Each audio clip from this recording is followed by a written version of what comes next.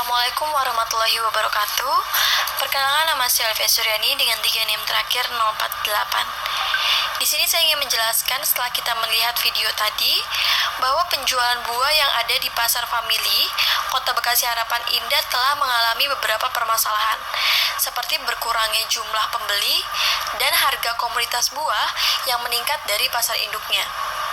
Permasalahan tersebut berakar dari penerapan PSBB oleh pemerintah Kota Bekasi sebagai upaya pencegahan penularan COVID-19.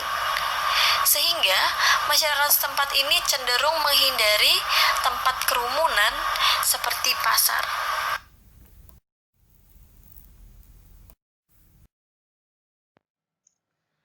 Assalamualaikum warahmatullahi wabarakatuh. Perkenalkan, nama saya Arif Syatno dengan 3 NIM terakhir 040. Di sini saya akan menjelaskan terkait dampak dari COVID-19 pada pedagang jagung bakar di tempat wisata.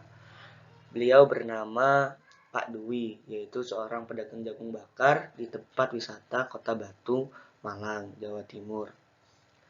Beliau mengatakan bahwasanya pada masa COVID-19 ini, pedagang jagung bakar di sana mengalami penurunan keuntungan, di mana penurunan keuntungan ini dikarenakan karena masyarakat menghindari untuk berpergian terlebih dahulu dan menghindari tempat-tempat yang terlalu ramai.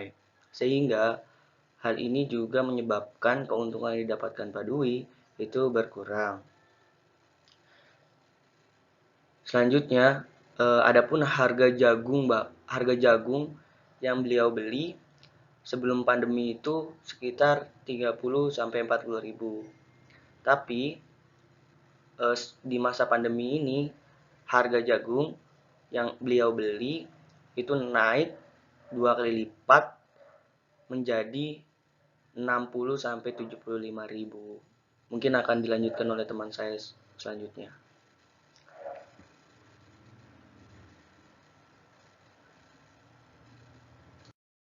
Assalamualaikum warahmatullahi wabarakatuh. Perkenalkan, nama saya Nita Zahra. Berbeda halnya dengan pedagang sayur eceran yang mengalami keuntungan selama masa pandemi ini. Hal tersebut disebabkan keengganan masyarakat untuk membeli sayur dan bahan pokok lainnya ke pasar, sehingga pedagang sayur eceran diuntungkan. Kenaikan harga memang diakui terjadi di berbagai tingkat, namun hal tersebut tidak masalah bagi konsumen karena menurut penuturan Pak Boncel sebagai pedagang sayur eceran, kesehatan merupakan hal utama bagi pembeli saat ini. Pedagang sayur eceran juga tidak merasa terkejut dengan adanya kenaikan harga karena mereka mengetahui bahwa transportasi saat ini sedang terhambat sehingga biaya meningkat dan berpengaruh terhadap harga jual. Keuntungan dari pedagang sayur eceran juga meningkat karena mereka memanfaatkan teknologi, terutama Pak Boncel, berupa sosial media WhatsApp di mana pembeli dapat memesan sayuran yang diinginkan dan kemudian akan diantarkan oleh beliau ke rumah pembeli tersebut. Perkenalkan, nama saya Iwayan Oka Pertamajaya Putra dengan 3 NIM terakhir 068. Di sini saya akan melanjutkan mengenai hasil wawancara dengan keterkaitan materi. Yang pertama yaitu sayuran dan bumbu merupakan produk inelastis karena dengan perubahan harga yang terjadi, penurunan permintaan hanya sedikit. Namun di tingkat eceran, elastisitas harga permintaan produk pertanian lebih elastis daripada di tingkat petani. Yang kedua yaitu faktor determinan yang mempengaruhi permintaan produk pertanian, yakni preferensi atas nutrisi, kesehatan, dan keamanan pangan sangat mempengaruhi keputusan pembelian konsumen.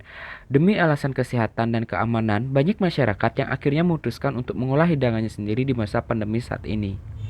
Dan yang ketiga yaitu pedagang buah yang seharusnya mengalami keuntungan, namun dalam wawancara yang telah dilakukan, didapatkan hasil sebaliknya, diduga karena lokasi penjualannya yang berada di pasar.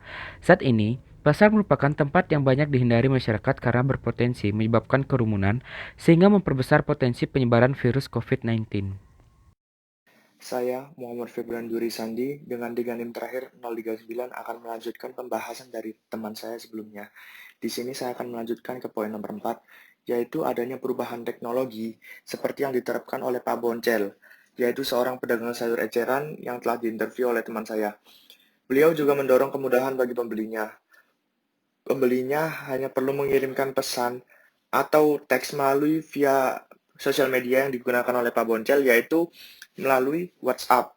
Kemudian setelah konsumen tersebut memberikan rincian pesanannya melalui WhatsApp, nantinya Pak Boncel akan mengantarkan barang yang dipesankan oleh konsumen tersebut ke tempat konsumen sesuai dengan rincian dari konsumen tersebut. Selanjutnya poin nomor 5 yaitu menurunnya penjualan dan keuntungan yang diperoleh pedagang jamu bakar. Di sini berkaitan dengan lokasi penjualan yang juga berada di tempat wisata, budget line dan preferensi atas nutrisi, kesehatan, dan juga keamanan pangan dari konsumen. Di mana kita tahu saat ini di pandemi COVID-19 ini banyak sekali tempat wisata yang ditutup karena pemerintah setempat menerapkan penerapan sosial berskala besar atau yang biasa kita kenal dengan PSBB. Nah, dari PSBB ini, di saat ini banyak masyarakat yang kesulitan dalam perekonomiannya, sehingga banyak yang mengesampingkan kebutuhan untuk berwisata dan juga mengutamakan lebih ke kebutuhan pokok.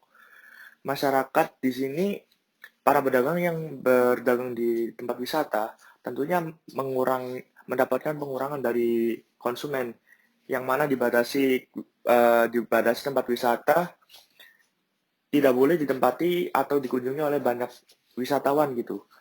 Nah, masyarakat saat ini juga lebih memperhatikan kehigienisan makanan untuk mencegah penularan virus COVID-19 ini daripada bentuk atau tampilan dari makanan tersebut.